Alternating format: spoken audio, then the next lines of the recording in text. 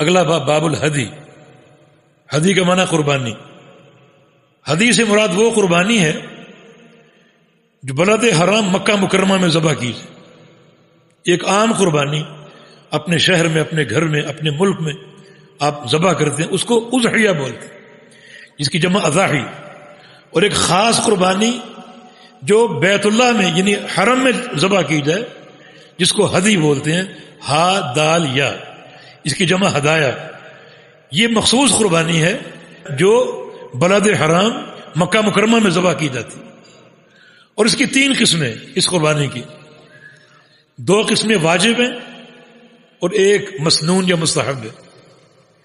یعنی بلد حرام میں مکہ مکرمہ میں ذبح ہونے والی قربانیاں 3 ہیں، 2 واجب اور ایک مستحب. واجب کون کون سی ہیں؟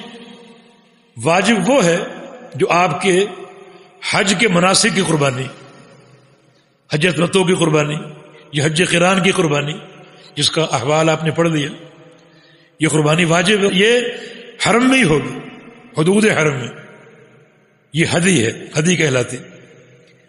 دوسری قربانی جو واجب ہے وہ ہے جو کسی محظور کے ارتکاب پر کی جائے. آپ نے کسی شرعی حج کے واجب کی خلاف ورزی کر دی، جان بوجھ کے بال جو ہے وہ نوچ ڈالا یا ناخن کاٹ لیا جانتے بوجھتے ہوئے، یا جانتے بوجھتے ہوئے آپ نے میقات سے تجاوز اختیار کر لیا، احرام نہیں باندھا، تو اس میں قربانی آپ کو دینی پڑے گی. یہ قربانی واجب ہے اور یہ بھی حدود حرم میں ہوگی. تو یہ 2 قربانیاں واجب ہیں، ہدی. تیسری قربانی مستحب ہے، اور وہ یہ ہے کہ آپ اپنے شہر میں موجود ہیں، ہندوستان میں، پاکستان میں یا جہاں بھی، اور آپ کا کوئی دوست حج کرنے جا رہا ہے، اس کو آپ قربانی دے دیں کہ آپ جا رہے ہیں، میری طرف سے یہ قربانی جا کر حرم میں کرنا، حصول ثواب کے لیے. اللہ کے پیارے پیغمبر نے یہ قربانی کی ہے. سنوز الحج کا ابوبکر صدیق رضی اللہ عنہ حج کے لیے گئے تو آپ نے قربانی اپنی ان کو دی تھی کہ تم جا رہے ہو، میری قربانی ساتھ لے جاؤ اور جا کر حرم میں یہ قربانی ذبح کرنا. اس کا فائدہ کیا ہے؟ اس کے 2 فائدے. ایک اللہ کا قرب حاصل کرنا، کتنا اجر. ایک تو قربانی ذبح کرنا باعث ثواب ہے، پھر قربانی کا حدود حرم میں ذبح ہونا اور زیادہ اجر، دوہرا اجر. اپنے علاقے میں آپ قربانی کریں گے اس کا اجر ہے، مگر یہی قربانی حدود حرم میں ہوگی اور زیادہ اجر. اور تیسری چیز یہ ہے جو فقراء حرم ہیں وہ اس کا گوشت کھائیں گے، یہ بھی باعث اجر ہے کہ حرم کے فقراء جو ہیں ان کی آپ کفالت کر رہے ہیں، ان کو آپ کھلا رہے ہیں اور پلا رہے ہیں. اور پھر کچھ لوگ حرم میں ایسے ہوتے ہیں جو منقطع عبادت ہے، اپنے گھروں سے آ چکے ہیں اور ان کا کام بیت اللہ میں بیٹھنا، نمازیں پڑھنا، ذکر و اذکار کرنا، وہ عبادت کے لیے منقطع ہیں. تو اس قسم کی قربانی جب ذبح ہوتی ہے تو ان کو بھی وہ گوشت تقسیم ہوتا ہے. تو کئی اس کا فائدے ہیں. تو یہ ہدی واجب تو نہیں ہے لیکن مسنون اور مستحب ضرور ہے. تو ہدی ایک مخصوص قربانی ہے جو حدود حرم میں ہوتی. جو عام قربانی ہے اس کو ہدی نہیں کہتے، اس کو اضحیہ کہتے ہیں، اضاحی. عام قربانی اپنے علاقے میں ہم کرتے ہیں، لیکن ہدی ایک مخصوص عبادت ہے، جو مخصوص قربانی جو حدود حرم میں کرنا ضروری. یہ پہلی حدیث عائشہ صدیقہ رضی اللہ عنہا کی روایت سے بات یہ ہے کہ فتلت قلائد ہدی نبی صلی اللہ علیہ وسلم ثم اشعرها وقلدها. میں نے نبی علیہ السلام کی قربانی جو ہدی تھی، جو آپ نے مکہ بھیجنے کے لیے تیار کی تھی، اس کے قلادے کو میں نے بٹ دیے، یعنی وہ رسی یا دھاگا، اس کو کئی دھاگے جمع کر کے اور ان کو میں نے بل دیے تاکہ وہ گلے کا ہار بن جائے، جانور کے گلے کا قلادہ بن جائے.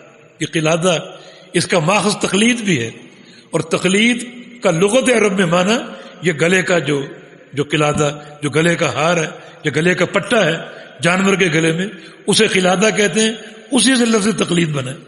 مانتے کہ میں نے خود اپنے ہاتھوں سے نبی علیہ السلام کی اس قربانی کے لیے قلادے کو بل دیے اس کے گلے میں ڈالنے کے لیے، جس کو آپ نے مکہ مکرمہ بھیجنے کے لیے تیار کیا تھا.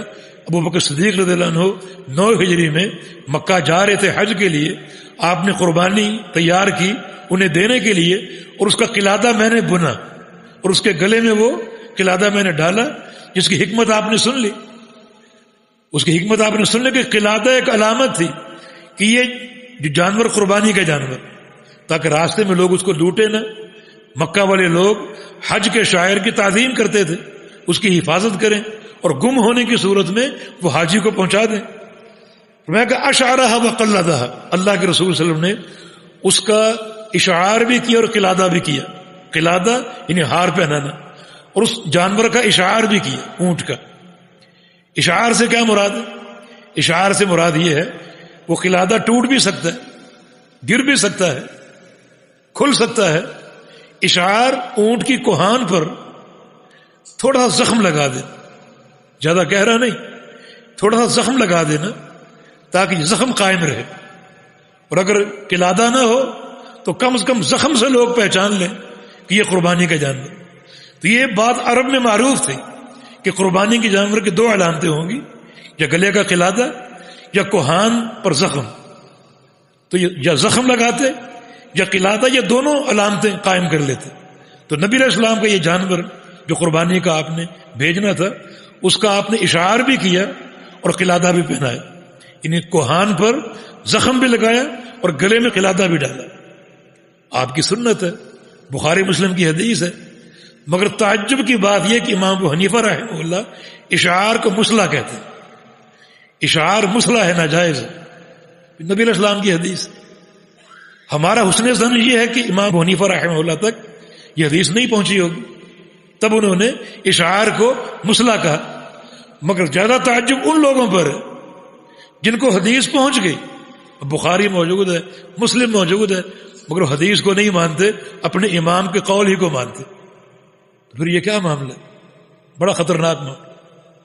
اللہ اور اس کے رسول کی بات کو مقدم کرنے کی سزا آپ جانتے.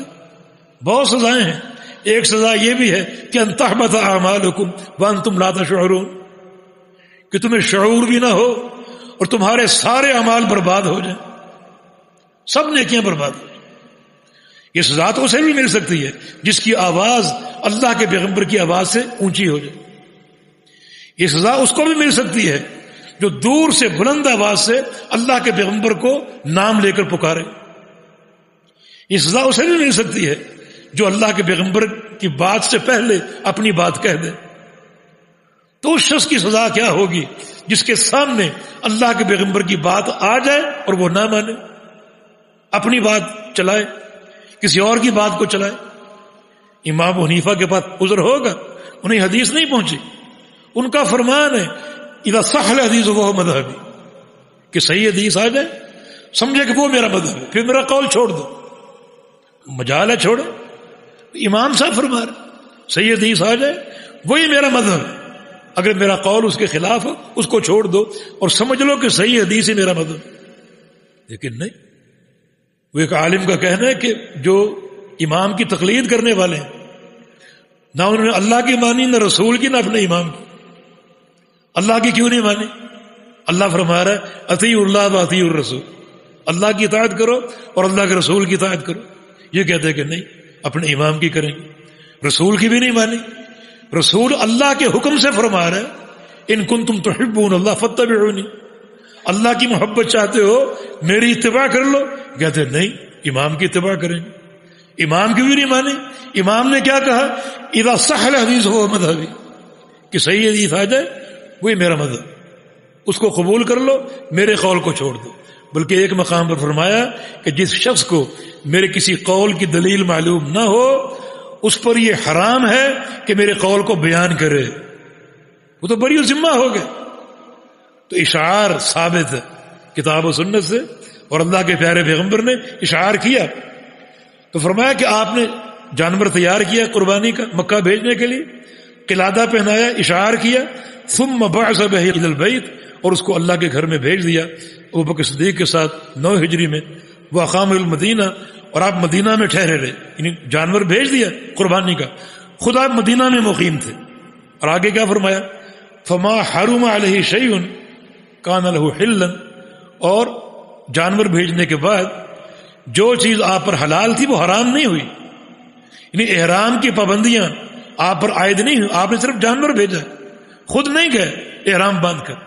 کچھ لوگوں کا عقیدہ یہ تھا کہ جو شخص جانور بھیجے اس پر احرام کی پابندیاں عائد ہو جاتی، وہ بال نہ کٹوائے، ناخن نہ کٹوائے، اور وہ اپنی بیوی کے قریب نہ جائے حتیٰ کہ وہ جانور ذبح ہو جائے، 10 ذو الحج کو ذبح ہو جائے، پھر وہ ان پابندیوں سے آزاد ہوگا۔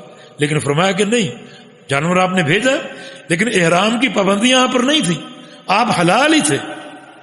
تو جو لوگ اس فکر کے حامل ہیں کہ ایسے شخص پر احرام کی پابندیاں لاگو ہوتی ہیں، ان کی فکر باطل۔